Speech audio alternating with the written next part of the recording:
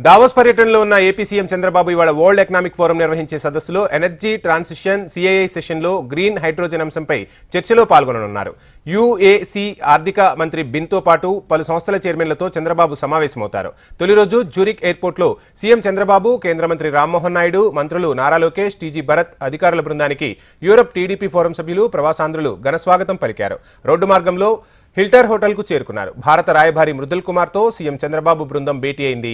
పలువురు పారిశ్రామికవేత్తలతో చంద్రబాబు బృందం భేటీలు నిర్వహించింది. ఆంధ్రప్రదేశ్ ఫార్మా రంగంలో పెట్టుబడులకు సహకరించాలని స్విస్ రాయబారి మృదుల్ కుమార్ను చంద్రబాబు బృందం కోరింది. ఆ తర్వాత రోడ్డు మార్గంలో జ్యూరిచ్ నుంచి దావోస్ చేరుకుంది చంద్రబాబు బృందం.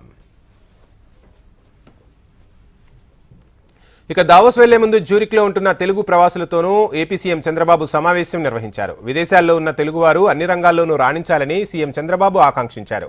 ఏ దేశమైనా యువత వల్లే అభివృద్ధి చెందుతుందని అన్నారు. రాజకీయాల్లో యువతను ఎక్కువగా ప్రోత్సహిస్తున్నామని తెలిపారు. యువత రాజకీయాల్లోకి రావాలని పిలుపునిచ్చారు. దాదాపు అన్ని దేశాల్లో తెలుగువారి ముద్ర స్పష్టంగా ఉంటుందని చెప్పారు. తెలుగువారు ఎక్కడైనా రాణించగలుగుతారని అన్నారు. తెలుగువారికి నైపుణ్యం, పట్టుదల ఎక్కువ అని చంద్రబాబు కొనియాడారు. గతంలో తాను రాజమండ్రి జైల్లో ఉన్నప్పుడు మీరంతా మద్దతు ఇచ్చారని గుర్తు చేసుకున్నారు. ఇంత స్ఫూర్తిదాయకమైన తెలుగు జాతిలో పుట్టడాన్ని తన అదృష్టంగా భావిస్తున్నానని చంద్రబాబు అన్నారు. మళ్లీ జన్మంటూ ఉంటే తెలుగువాడిగానే పుడతానన్నారు బాబు.